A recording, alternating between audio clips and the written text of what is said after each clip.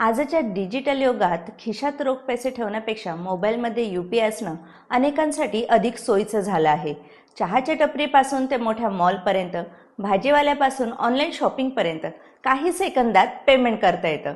पण UPI पेमेंटचे नेमके फायदे कोणते आणि रोजच्या व्यवहारांमध्ये UPI का इतकं लोकप्रिय झालं आहे? चला जाणून घेऊया। नमस्कार, मी पूजा आणि तुम्ही पाहत आहात द खुर्ची। UPI म्हणजे युनिफाईड पेमेंट्स इंटरफेस।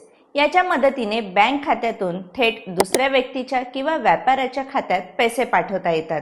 यासाठी प्रत्येक वेळी रोख पैसे जवळ ठेवण्याची गरज नसते। उदाहरणार्थ, दुकानात खरेदी केली आणि खिशात कॅश नसेल तरी QR कोड स्कॅन करून काही सेकंदात पेमेंट करता येतं। UPIचा सर्वात मोठा फायदा म्हणजे वेग आणि सोपेपणा। मोबाईल नंबर, UPI ID किंवा QR कोडच्या माध्यमातून पैसे पाठवता येतात। बँकेची माहिती प्रत्येक वेळी टाईप करण्याची गरज पडत नाही। म्हणूनच मित्राला पैसे पाठवायचे असतील, दुकानाचं बिल भरायचं असेल किंवा एखादं ऑनलाईन पेमेंट करायचं असेल, UPI मुळे व्यवहार काही सेकंदात पूर्ण होतो।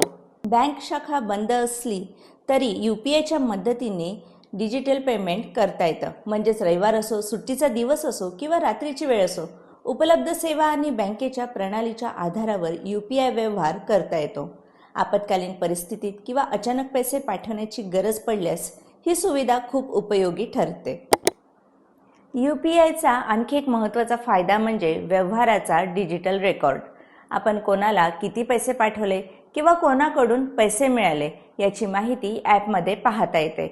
यामुळे महिन्याच्या खर्चाचा अंदाज घेणे आणि पैशाचे नियोजन करणे सोपे होते।